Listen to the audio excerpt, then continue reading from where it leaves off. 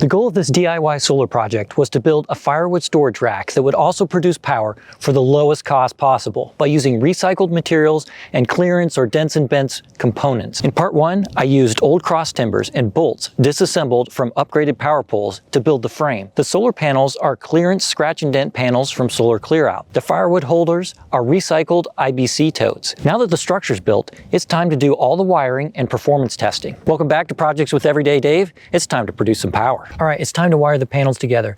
I'm going to put all 8 panels in series. That will give me about 296 volts open circuit max, and most high-end inverters can handle that voltage very well. It will start the MPPT when it's very low sunlight, and it will never exceed the maximum voltage for the units. If I had a inverter with a lower voltage maximum, I could just break this up into 2 strings and cut that voltage in half. Depends on your situation and what you need to manage. Putting all of these in series is very easy. I'll just connect one panel to the next all the way down and then create an extension cord to bring the final connection all the way back to my combiner box. I'm going to use these stainless steel wire management clips on the edge of the panels to help control the wires, and then some black UV stable zip ties to keep everything nice and tight and tucked up behind the panels so it doesn't get caught on anything. I want to make sure that there's no tight bends anywhere. You don't want a lot of strain on the wire, and they're all tight and nice to the panels so they don't hang down and get caught on something. The wire management clips are holding them securely to the panel. The joint itself is behind the panel and not in a gap where it can get rain on. And there's a loop at the bottom of the wire so any water will drip off and not make its way to any of the connection points. So if you just kind of keep those things in mind, everything else is kind of up to you. Even though I've bolted these panels to a metal rack, they still have to be independently grounded because the anodized coating on them isolates them from the racking. And the connectors that I use to hold them to the racking don't bite through that coating. So I could use lugs on each individual panel and run a number 6 copper wire all the way down the entire row. Instead, I'm going to use a much simpler system, these little stainless steel clamps from Dynabond. They have teeth on them that cut through the anodized coating, and all I have to do is connect across the joint on each panel, and then I'll connect the final panel with a ground wire to the grounding system. So that makes our whole bonding situation way easier. They're really simple to install. In this case, I'm just going to make a little U out of it. I'm going to put them up here out of the way. There we go. Super easy, super efficient. Now I just need to take the final connector, route it up towards the pivoting axis, and then run a 10 gauge wire all the way down to where the combiner box is going to be. Now I know how long to make my wire. Put a couple clips on here to hold that wire in place. I'm going to go ahead and make up the coupler for this end, but I'm not going to connect it yet because I don't want any power available until I have my combiner box completely wired. These are so easy to do these days. You strip about 8 millimeters of wire off the end of the cable, place the pin that goes inside the connector into the crimper so that it can be held for you, and put the wire in, crimp it down, then you simply just slide on the connector. Tighten it up. You can use a couple of opposing wrenches.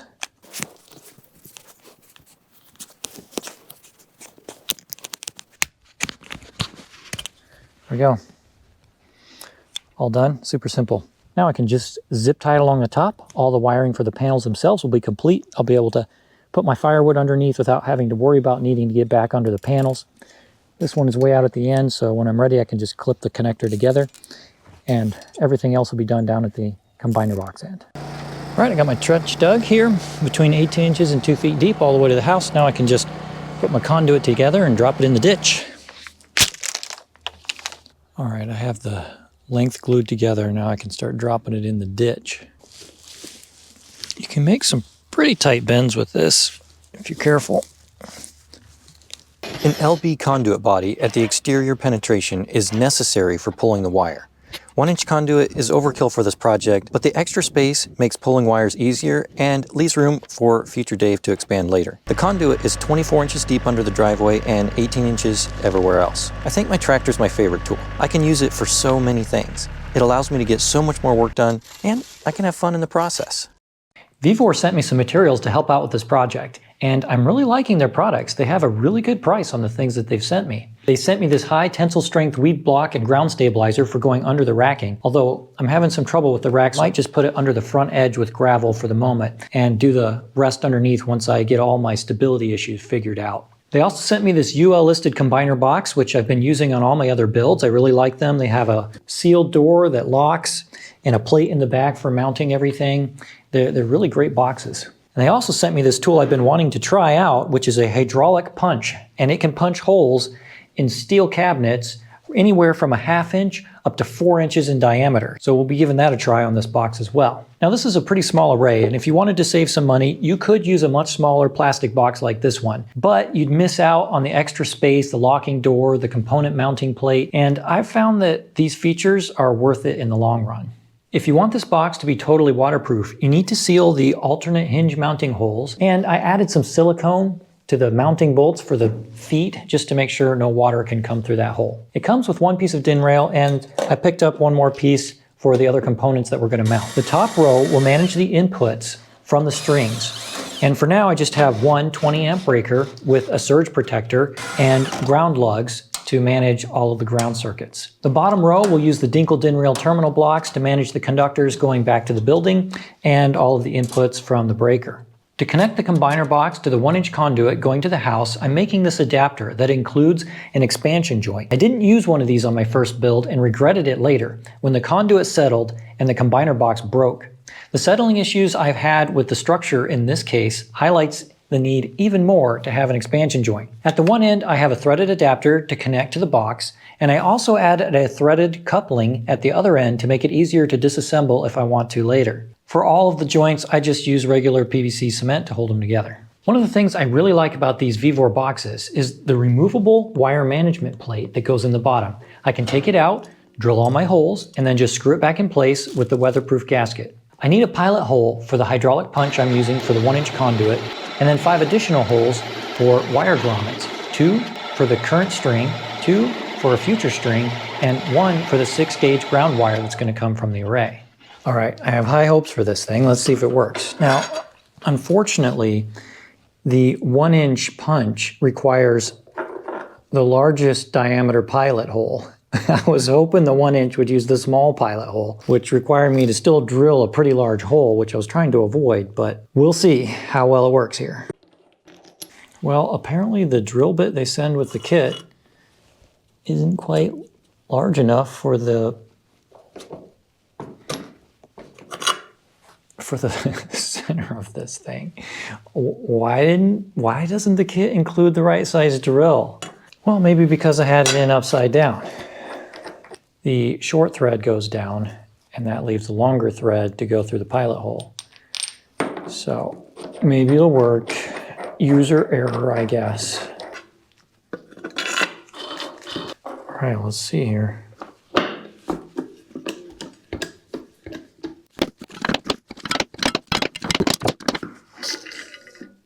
Ooh, returns. Wow, look at that. Oh, what a nice hole. Nice. Oh, look, it breaks the slug into 2 pieces so it comes out easily. Well, if it wasn't for the giant pilot hole, that was super easy and really nice. Let's see if this is gonna fit. Yeah, cool. The surge protector has to be grounded, so we'll come off the ground post on the top to our ground bus on the side using a piece of 10 gauge. I'll put a couple ferrules on the end just to make sure we have good contact. Now I have the negative from the breaker and the negative for the surge protector combined on this one little bus bar that I'll create by putting a jumper in there. And then I'll make a bus bar out of the positive. Now each one gets its own terminal, but they're combined together, so nice and secure. If there is a surge and this trips, then it will shunt the power directly to the ground bus. All right, now we can mount the box. With the pipe all the way in the ground and all my fittings set, I'll set my expansion tube to the halfway point, and that'll tell me where to set my box. I'm routing a solid number 6 copper wire to ground the solar panels. Since they don't have grounding clamps, I have to ground the panel, and I will ground the frame. And I'm putting a loop right through the axis that the array pivots on because I don't want to bend this wire back and forth when I tilt the array during spring and summer. And then I'll just bring that down to the combiner box. And remember, the panels are all connected to each other using the little jumpers. Now I can just run my number 6 ground wire and both PV extension cables up through the grommets. Put some ferrules on the end of my cables. Now I can connect them to the input on the breaker, negative to the negative side, make sure it's tight, and then I put a little piece of red tape on the positive so I'd be able to keep track of it more easily. All right. One thing you want to do is have a little bit of a loop on the underside of your box. That way any water that comes down the wire will drip off at the bottom of the loop and not go up to the grommets. And then I can plug in my MC4 connectors and check the voltage across that with the breaker off. And then the panels will be completely connected and ready to go. And then with the breaker off, I can make my connections to the house. And when it's ready, I can turn the breaker back on. All right, we have low light, but should be enough to get our voltage. There we go, 285 volts. Nice. Well, we're ready to produce power. We get these lines run up to the house and we'll hook it up to the inverter. And of course we got to put the all important warning labels on there. There we go. All right, if you can believe what you see on YouTube, I should be able to take a piece of a grocery bag and just took half of one with a little knot on the end and connected some kite string up to it. I should be able to feed it in one end of my conduit and suck it out the other with a shop vac. I set up a little test jig here to make sure this works before I try it on my entire conduit. Now, I have some confidence in this, enough that I did not run a string through my conduit, so this better work. Hopefully Past Dave didn't set me up for another big failure. All right, let's try this.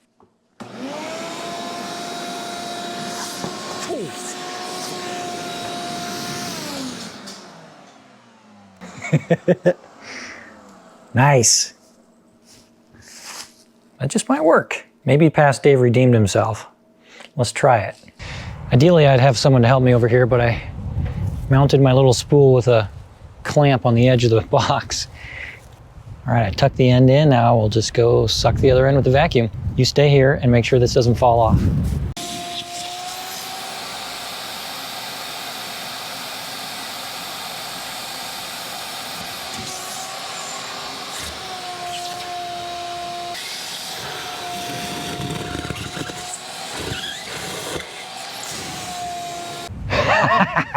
That was amazing. That was more than 75 feet in just a few seconds. Sucked that thing right through. Thanks for watching that for me. Past Dave redeemed himself this time. All right, I'm just gonna pull some stronger line through there because I'm gonna pull quite a few wires. That'll also give me the length of the wire I need to prepare, and then we'll pull the wire through. I went all the way around the spool and back, which is double the distance. I'm gonna run an extra set of lines here. Looking out for future Dave. He's probably gonna need more power at some point. I don't want to be in your video. You have to be. I don't want to be. If you're not here, then it looks like I'm talking to future Dave or past Dave. Fine. I'm fine with Can that. you come on just a little bit? You bite big ones. This is a family show. You can't say that.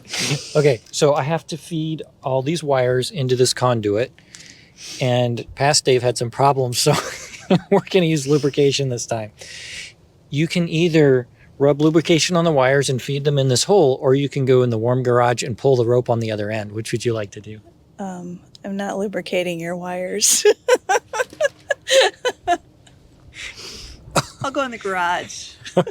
Okay. You don't have to be on film in there. I don't think I can use that footage. All right. Start pulling.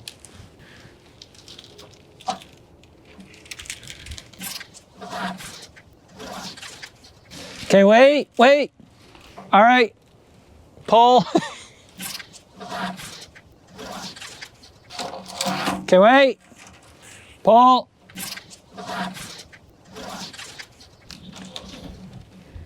Okay, wait. Okay, that's it.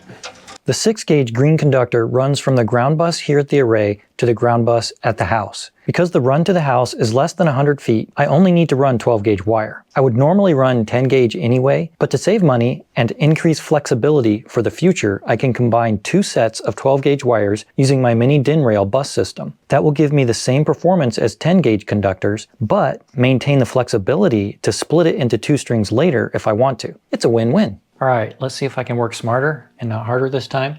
Instead of drilling a giant hole for the larger mandrel, I drilled a small hole for the small mandrel, and I'm going to punch the larger hole for the larger mandrel. So let's see if that works a little easier. The small one's set up here. Let's punch it through. I think we got it. All right. Now I can stick the larger mandrel in without drilling a giant hole. Awesome. Wait a minute. I don't need that big of a hole. Doggone it. That's funny. There we go.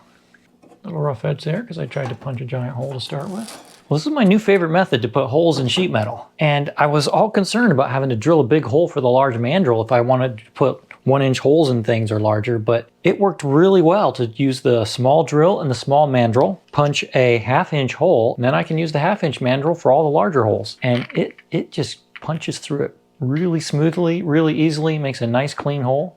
This is a really fun tool. Now I can just route the ground up the side here and mount it to the ground bus. All right, I shoved 2 12-gauge wires into a 10-gauge ferrule because I don't want 2 separate wires under my lugs. Now, another thing I could have done is put a couple of these DIN rail lugs up on this bar and ran the wires into 2 lugs, join them together like I did here, and have the output be 1 wire into my breaker. But I'll give this a try. We'll see how it works. They seem pretty well secured in there. Ooh. Wow, look at that. Crushed the ferrule right off. That's no good. Well, it looks like that failed because I didn't have the wires all the way inside the ferrule, and so I just kind of crushed the tip of the ferrule off when I screwed down my terminal. So I'm not sure I'm a huge fan of putting 2 wires in any connector. I redid it and made sure the wires were all the way in the ferrule. Seems, you know, plenty strong now, but that's something to look out for if you're trying to do something like that. Finally, it's better to have a setup like this where you can have a wire under each lug independently, and if you want to combine them together, put a jumper on them and run 1 wire out the bottom. I think that would be a better solution, but I'm going to leave it like this for the moment. Now I can just jumper from my breaker down to my lugs, and I already have my surge protector connected in place. Positive to the positive, negative to the negative. Because I have a separate lug for each wire, I can have all my connections nice and secure. You never want to run a wire straight to somewhere. You need a little bit of a bend in there. A little service loop for expansion and contraction and movement. Okay, we're all hooked up. We have 2 12-gauge wires coming into the top for each one of the inputs, which is going to be the equivalent of 10 gauge. Then I have 10-gauge wire coming out the bottom into my Dinkel DIN rail I have set up here. And I have the negative of the solar array and the negative of the surge protector connected together with this jumper going out to the solar charge controller, and then the same with the positive combined on the bus with a little jumper going out to the solar charge controller. And then that comes out, goes through this DC switch so I can instantly and completely disconnect the PV if I want to. And from there we go into the Victron solar charge controller to one of the MPPT inputs, and that's going to power everything up. Now, with all the wiring complete and the charge controller powered from the battery, I can turn on the breaker at the array and the one in my distribution box. And finally, this DC disconnect switch at the MPPT charge controller. If you want to see all the wiring and setup for this Victron system, I'll link to it in the description below. And there it is right away. You can see the PV input, 652 watts, and the AC loads are slightly less than that. So a little bit of power is going into the batteries, and the rest is going to feed all of the emergency circuits. Now, I've put access to this portal on my website, so you can go there and see live anytime what the system performance is. Hey, check it out. The sun came out and we are bouncing off the rated output of the panels. That is awesome. Now let's look at 2 performance characteristics. First, let's see if this solar array has enough power to supply all of my emergency circuits in a completely off-grid scenario. Second, let's see how much benefit I get from changing the tilt angle on the array. All right, it's a nice, clear, cool, sunny morning, really close to the winter solstice, and I want to see what kind of difference the tilt angle of these panels make. So I've set up a little experiment here. I'm going to try and do it as fast as I can so that the sun doesn't move very far across the sky during the activity. I have my Fluke solar irradiance meter that will measure the solar irradiance. I have a Bosch angle meter that will tell me what angle I'm at, and I'm going to rotate these panels and monitor the output and the solar irradiance as we go. So let's get to it. The larger number is the output and the small number is the input, which is 70 to 90 watts less, representing about a 3 to 4% system loss. From start to finish, I adjusted the angle from 23 degrees to 44 degrees, adjusting for a slight shift in the solar irradiance over the 10 minutes it took for me to take all the measurements. There was an increase in output of 559 watts, or a 27% improvement in output. An average day for December was 6.17 kilowatts. If we assume the 27% applies to the whole day, that would make a difference of 1.7 kilowatt hours per day, or 50 kilowatt hours for the whole month. That's not insignificant. That's a lot of running and cranking, but less than 15 minutes, not too bad. If I plot the output versus the solar irradiance from this test and throw in the high irradiance point I got the other day, I can make a nice cold weather plot of the average performance of these 8 panels. From the nicely fitting linear trend line, you can see at 1,000 watts per meter squared, I'm getting 2,935 watts, or 91% of the rated output. That's better than the typical performance I get for new single-phase panels, but it's pretty cold out. The maximum irradiance I usually see where I am is 1,200 watts per meter squared. So on a perfectly sunny day, I can expect to see about 3.5 kilowatts out of this 3.2 kilowatt array. This chart shows the changing output with the changing angle of the array from 23 degrees to 44 degrees. The data is taken within a couple days of the winter solstice. The data is adjusted for the slight change in irradiance over the 10-minute test period by measuring the rate of change in solar irradiance at the start and the end of the cycle and adjusting accordingly. The data turns out to be amazingly precise, allowing me to use a polynomial curve fit that can help me estimate the angles I wasn't able to actually test. The curve fit shows a max performance saturation at around 65 degrees, which is very close to the theoretical max at my latitude. You can see the improvement starts to taper off at about 55 degrees. For a typical grid tie system like my main array, I think a fixed angle is just fine. It's not worth your time to go out and adjust it all the time. But if you want to be off-grid, the ability to adjust for max output in the winter might be a necessity. Using the PV watts calculator, I can pull the data for this array at 30 degrees, which is the optimal year-round angle for me, and 55 degrees, which is the best for December. Looking at December, I could increase the output by 25 kilowatt hours, or 13% for the month.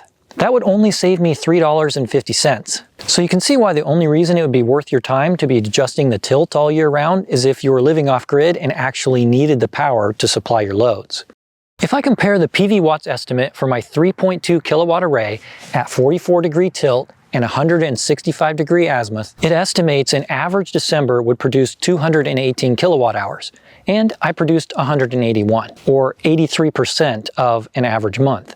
So this month clearly had a little less sun than typical for my area. And you can see that that loss mostly showed up as a result of 9 mostly cloudy days in a row. That also happened to coincide with a significant increase in power consumption with all of my family showing up for Christmas. Now, putting all that information together, here's the deal.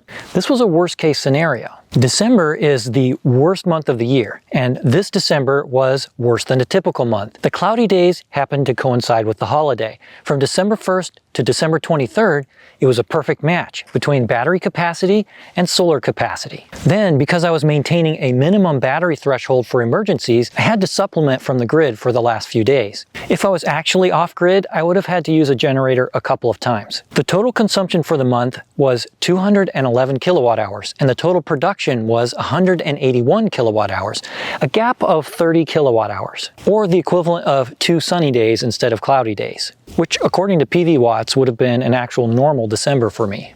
Well, the worst case scenario didn't quite make it, but I think the 3.2 kilowatt array and my 25 kilowatt hour battery is pretty much a perfect match for my emergency circuits.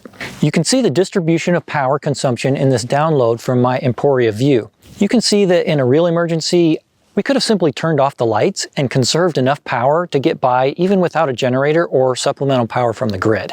If you like this content, be sure and hit the like button so I know it's of value to you. I installed this vertical test fixture using pound-in fence posts from SWI Fence Company to test the actual performance of bifacial panels in a vertical orientation. The data is very interesting so far, so be sure and subscribe so you don't miss out when I put this video out. If you didn't see part 1 of building this array or the install of all the Victron equipment, I'll link to those videos right here so you can check them out. I'll include parts lists, wiring diagrams, discount codes, and all the other helpful information I can pack in on my website, projectswithdave.com, as well as in the description below. Thanks for watching, and I'll see you next time.